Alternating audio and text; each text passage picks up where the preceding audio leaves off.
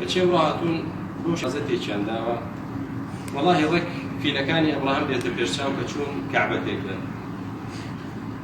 ئەگەر شوێنی مەشروبخۆرێک وایە مەسئولێکی دز وایە سوێن بەخوا ئەویان لەگەڵ نەدەکرد، بەڵام لەگەڵ ماڵی خوا و کاریان کرد.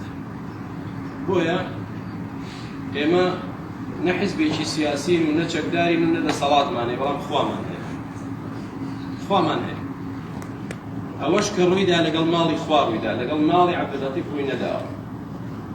ئەگەر من تەجاوزم کردو و شەخسی خۆم با بێن بەسەرمدا کاو بکەن، بەڵام هەموو دنیا بینی کە ڕەمەزان خەڵک لێرە نوێژی دەکرد، جێگای نەدەبووە، هاتن زۆر بە دڵندانە تێکیاندا. یەکەمیان دەبوایە ئاگادارمان کەنەوە بڵێن بۆ نمونە تانیەوە کە بۆ خۆتان تێکی نەدەن ئێمە تێکی دەدەین، هیچیان پێ نەوتێ.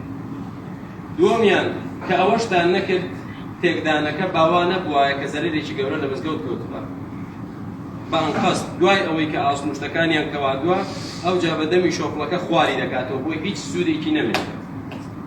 ئەمە لە کەسێکەوە دەردەچێت کە ئەو ناخەی لەگەڵ خوا ڕاز ناکات.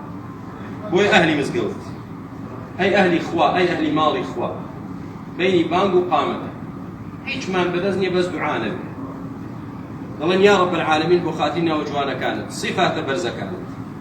ئەگەر ئەو کارەی کردیان ئەوان لەسەر حەقن دەستیان خۆش بێت، ئەگەر لەسەر حەقیش نین و زۆڵمیان کرد و ناحەقیان کرد، خوای پەروەردگار شوێنی مرد و شۆردنیان تێکدا یا رب العالمین شۆردنی جەنازەکانیان بەنسیب نەکرد، شوێنی دەستنوێژیان تێکدا یا رب العالمین کەسێک خاوەن دەستنوێژ بێ نوێژیان لەسەر نەکات، یا رب العالمین تۆڵەی ماڵی خۆتیان لێ بکەیتەوە، هیچی تر ناڵێن. بەس ئەوەندە دەڵێن خوامان هەیە و ئەوەش کە دەیکەین لەسەر ماڵی خوایە، کە دەڵێن ڕێگە پێدان و قانون 3 ساڵە ئێمە لە محاولەکردن و معاملاتکردندا 3 ساڵە لەگەڵ شارەوانی هەمویان دەزانین، محاولە نەماوەنێکین لەگەڵیان. کاکە پێویستمانە مزگەوتەکە خەڵک جێی نابێتەوە نوێژ خوێنان تێیدا، ئەو هەموو زەویزارە دەدرێتە کەسانی خۆیان، بەڵام بۆ ماڵی خوا شۆپڵیان ناردو بەو شێوازە دڵندانە تێکیان. خوای پەروەردگار هانا بۆ تۆ دەبین تۆڵە لەوانە بسەنیتەوە کە دەستیان هەبوو لە ناحەقیدا.